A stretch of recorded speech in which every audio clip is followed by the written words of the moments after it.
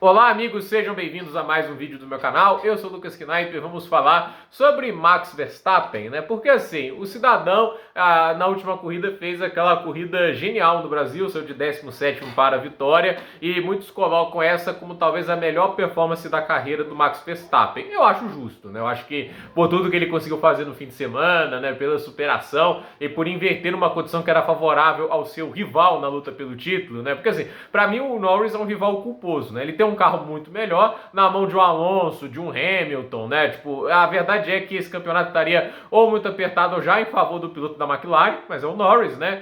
E assim, né, mesmo com o melhor carro, ele pontuou menos que o Max desde quando as atualizações da McLaren chegaram lá no GP de Miami, né? E assim, a gente tá vendo aí um Verstappen que virou aquela condição, né? Tipo, ele largando em 17º, o rival dele em primeiro, mas é o Verstappen que chega em primeiro e é o Norris que chega em sexto, né? Tipo, e a gente sabe que o Max Verstappen é hoje o melhor piloto da Fórmula 1, é um talento muito fora de série. Eu sei que tem muita gente que vai não gostar dele, porque às vezes ele passa do ponto no nível de competitividade dele, ele pode jogar sujo como fez lá no México, mas assim, eu fico lembrando, né, qual foi o primeiro grande show de Max Verstappen na Fórmula 1? Quando ele mostrou que era um piloto de um talento, assim, inegável e, tipo assim, um cara diferenciado para ganhar títulos. Eu acho que foi o GP Brasil de 2016, que hoje completa 8 anos, né? Porque essa corrida é uma demonstração daquela temporada muito boa de 2016, quer dizer, 26 ainda não começou, né? Que 2016 foi uma temporada que eu achei, ela teve muita disputa em quase todo lugar, assim, da pista, né? E mesmo quando a gente para pra pensar, tipo, a Mercedes foi o melhor carro, ganhou 19 das 21 corridas, mas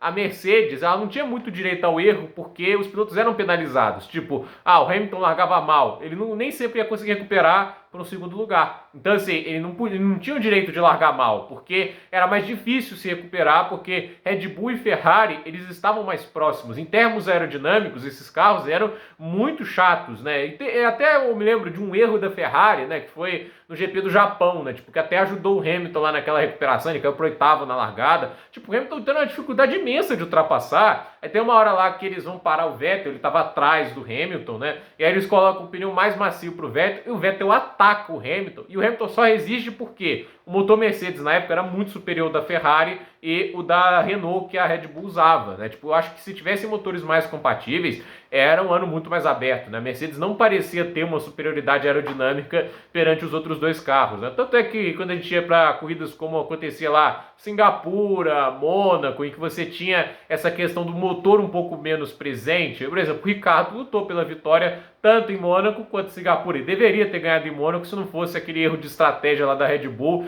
que, tipo assim, na hora que chamou ele pro box não tinha ninguém preparado com os pneus, né? E assim, a gente sabe que foi um ano que o Rosberg também entrou muito na cabeça do Hamilton, então assim, a gente sabe que foi um ano bem agitado, e assim, condições adversas davam oportunidade de muitos pilotos brilharem. Eu acho que o Verstappen aproveitou isso lá no Grande Prêmio do Brasil. Aproveitou na Espanha, mas eu coloco assim, a Espanha para mim não foi o primeiro grande show dele, né? Tipo, a Red Bull, ela tinha um carro para vencer com a Mercedes de fora, entende? Aí a briga dele acabou sendo contra o Kimi Raikkonen, né? E assim, o Raikkonen, ao meu ver, parecia até mais rápido, mas a questão é que o circuito, né, do Grande Prêmio da Espanha, ele com aquela chicane no último setor, era quase impossível você sair uma distância que permitia ultrapassagens. Então, no final das contas, o Verstappen sustentou a primeira corrida na Red Bull, venceu, ele já mostrava que era diferenciado bastante, né? Porque logo na primeira corrida com a Red Bull o cara ganha. Mas aquele negócio, teve uma temporada que oscilou muito, algumas corridas boas, outras com muitos erros, né?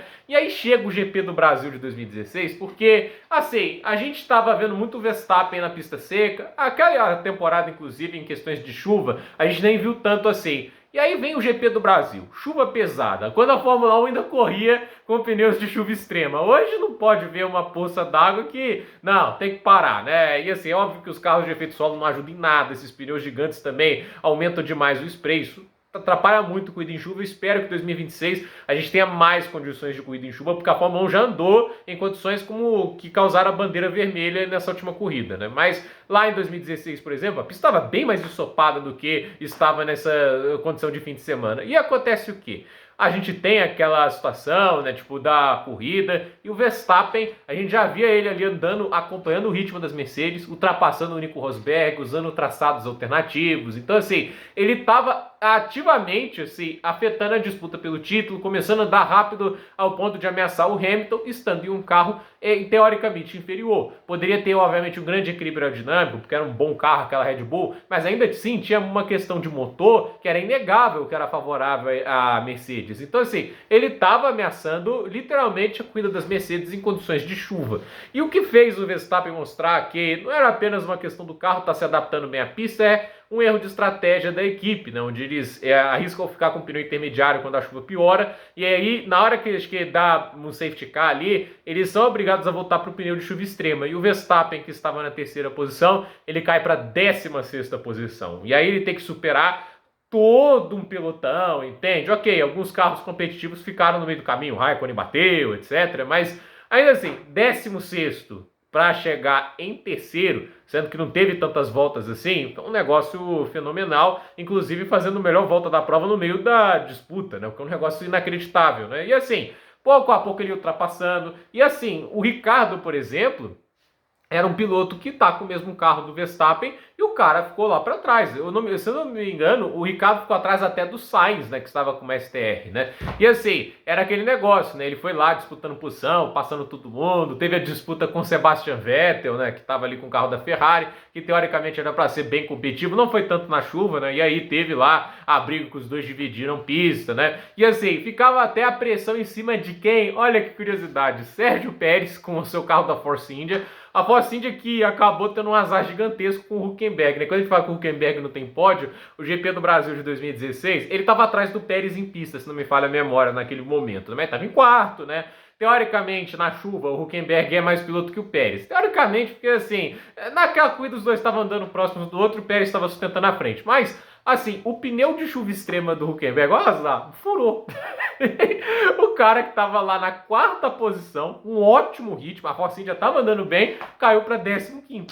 Assim, e ele recuperou várias posições, ele chegou até a pontuar o Nico Hülkenberg, mas coitado, né? Tipo, ele não tinha uma Red Bull para conseguir recuperar igual o Verstappen. E aí o que acontece? Ultrapassando 1 a 1, passou Sainz, passou o Vettel, passou o Ricardo, tipo, usando traçados alternativos, indo por fora no bico de pato. Era, assim, uma situação inacreditável o que ele conseguia fazer. E ele estava andando num ritmo, como eu disse, mais rápido até que as Mercedes, isso ultrapassando os pilotos. E aí veio a ultrapassagem do pódio, né? Que faltando 3 voltas para o final, ele e o Sérgio Pérez acabaram ali brigando. O Pérez até resistiu o máximo que pôde, né? Fez a descida do mergulho lado a lado, mas não tinha como, né? Tipo, com o lado de dentro ali, o Verstappen tinha ali as condições para se manter à frente. Lutou bravamente, mas é aquele negócio, né? Na chuva, o Max mostrou que era muito diferenciado. E assim, quase toda vez que a gente tem uma condição de pista molhada para a gente ver aí o Max Verstappen andando, a gente consegue ver o quanto que ele é diferenciado. Seja as classificações, seja corridas. É óbvio, vai ter corrida ruim na chuva. Todo mundo tem uma corrida ruim na chuva. Sério mesmo. Até o Hamilton já teve corrida ruim na chuva. O Verstappen também já teve, como aconteceu com ele na Turquia em 2020. Uma corrida ruim do Verstappen na chuva. E olha que prometia ser uma disputa por vitória. Então assim, todo mundo tem aquele momento que frustra, né? Não consegue andar tão bem na chuva. Mas é aquele negócio, né? Tipo, o Verstappen naquela corrida, com 18 anos de idade, né? Tipo, mostrando ainda os seus caminhos iniciais na Fórmula 1, ele mostrou que tinha algo mais, algo que poderia levar a um título de Fórmula 1 no futuro. Foi um caminho turbulento, há de se dizer. Ele, em 2017, teve uma primeira metade de temporada tão ruim que, por exemplo, chegou o GP de Singapura, quando tem aquele fatídico acidente envolvendo ele e as duas Ferraris, né? Quando acaba a corrida, ele chegou a estar atrás do Pérez no campeonato, que estava com a Force India, que era muito inferior. Isso porque o Pérez concluía as corridas, né? E conseguia consistentemente pontuar, enquanto o Verstappen tinha uma corrida grande, mas cometia um erro, batia, errava.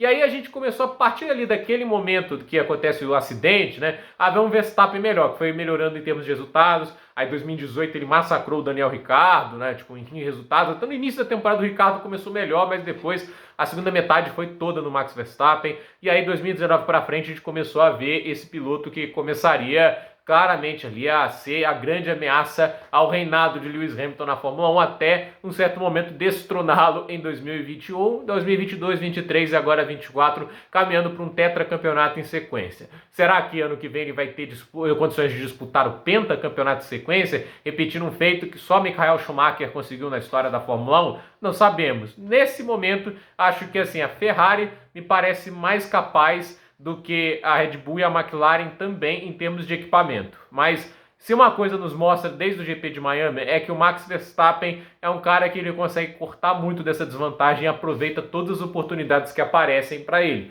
Não é à toa que ele conseguiu essa vitória no GP do Brasil agora, mas isso que a gente vê, esse talento puro, né? A gente já via lá em 2016. Foi aquela demonstração que a gente vê que esse cara pertencia a um panteão de talento, como os de Senna, Schumacher e tantos outros, mas tantos outros, né? Até um exagero, né? São poucos que a gente pode falar que tinha esse tipo de talento, mas ver a consolidação disso, aliar esse talento bruto com bons resultados e consistência, a gente vê isso agora. Isso aí que a gente está vendo em 2024, né? 8 anos depois a gente vê o piloto pronto. Aquilo que a gente imaginou que ele poderia se tornar, ele é hoje. Mas é aquele negócio, talento é uma coisa que você não consegue comprar, entende? O dom de pilotar. Isso é uma coisa que o Verstappen sempre teve. A experiência só ajudou a aproveitar e a tirar o máximo disso com o passar do tempo. Gente, por esse vídeo é isso. Dúvida nos comentários, deixe seu like, se inscreva no canal. Deixe aí também suas opiniões sobre essa grande corrida de Max Verstappen. E o que você acha, né? Tipo assim, será que existe uma outra performance que mostrou o Max Verstappen antes dessa? Vocês acham que já é o GP da Espanha em 2016 mesmo, a primeira vitória na Red Bull? Vocês acham que existe uma performance melhor do que essa do GP do Brasil em 16? Eu pessoalmente acho que essa performance em 16 foi mais incrível do que essa agora. Eu sei que aqueles carros eram bem mais fáceis de ultrapassar, eram muito melhores, menores, né? Que saudade na época que a Fórmula 1 não era esses ônibus gigantes que a gente tem hoje, né? Mas